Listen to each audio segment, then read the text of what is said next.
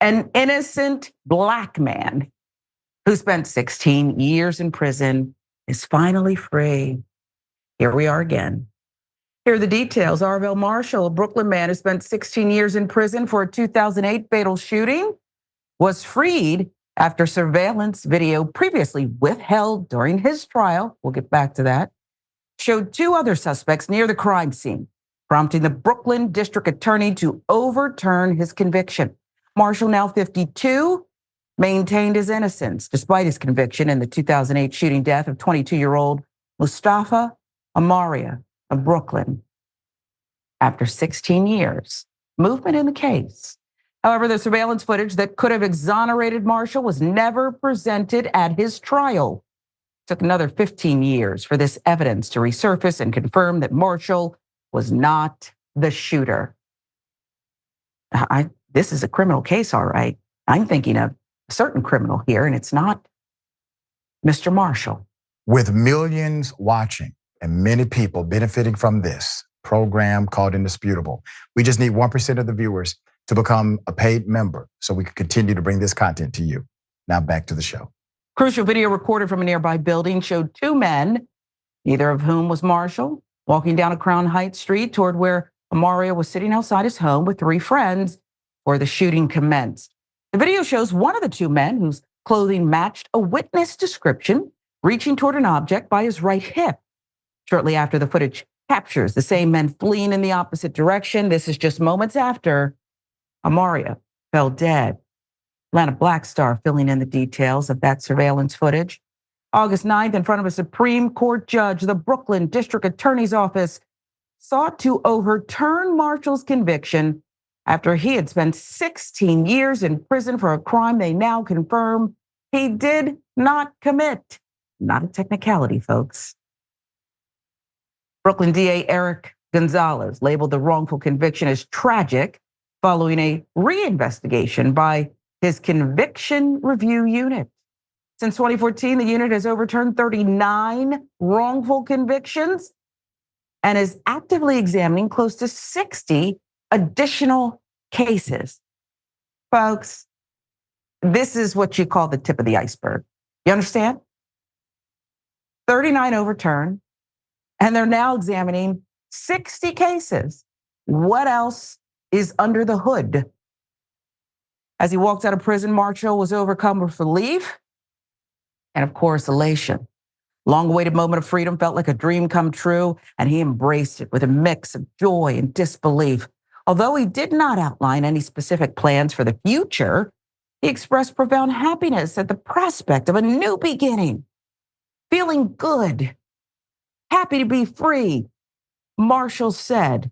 That's according to CBS News. Happy to see that it's real. It's not a dream no more.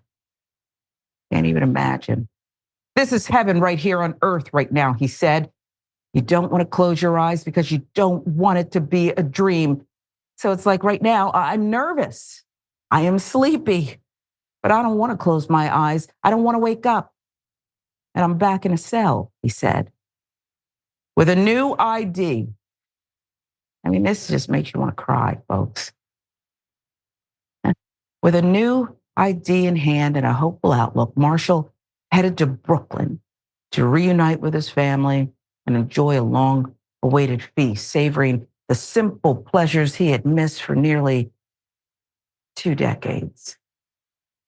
During jury selection, the prosecutor dismissed Marshall's objections, asserting that no video footage was available and that only still images of 2 men walking had been provided to the defense.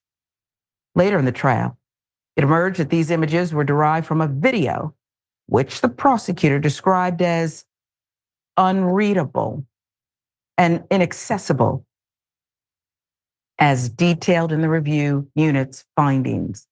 The trial judge just accepted the prosecutor's assertion.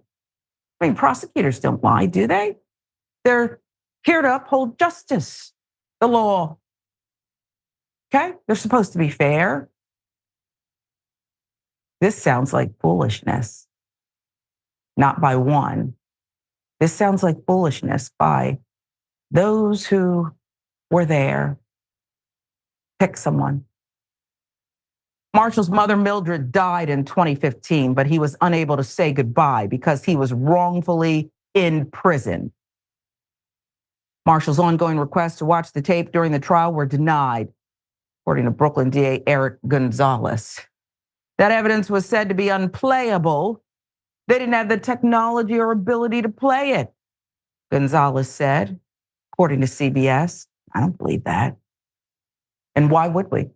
Why would it take 15 years for this to emerge? Just asking, just a question. More recently, Marshall's attorney argued that he had an alibi and that the case should never have gone to trial. Newly uncovered video evidence supported this claim, and Marshall was set free. But oh yeah, the real killer was never apprehended. So do you see what happens when prosecutors, this is my opinion, let's label it opinion, commentary, seem to want to win at all costs? They don't want to play fair. Remember, you're a prosecutor. You have all the tools, all the money. You are armed with the state. You have it all right at your disposal. The defendant over there, okay, picture I'm looking at the judge, the defendant's over there a lot of times. They have limited funds, if any, maybe a public defender who has many cases, too many cases to keep up with, and maybe they're burned out. They started with some empathy, but now they're just trying to get through their caseload. So simple, honest requests like, hey, I wasn't there. Did you call my alibi? Sit down, shut up, or take the deal, even though I can't give you any details because I wasn't there. I didn't kill anyone. I mean, imagine doing that. You're a prosecutor. I believe that there's a stench here. It smells like lying. It sounds, that's malice. I also smell and hear. Okay. That's what I hear and smell in this case, and too many. Could you go to sleep after doing that to someone? Could you go to bed that night? His mother died in 2015. Her son did nothing to be in prison for. I pray she left this earth believing that. I'm a mother. I know what my child's capable of. I know what my child did and didn't do. Even when mothers try to protect their children, trust me, we know. Let's hope she closed her eyes knowing that her son was innocent of this and perhaps is on the other side, doing what, if you believe angels do, guiding this ship, righting the wrong. Because I don't want to give credit. I'll give the DA, the current DA, Eric Gonzalez, some credit here. He has this review unit. That right there means he deserves credit. But I want names, numbers, investigations, no immunity for the people who were there. It's, if you make a mistake and maybe you're a teller, well, maybe the bank's going to lose a few coins. They're probably going to fire you anyway. But no one's going to lose their life. The real killer's not going to go free.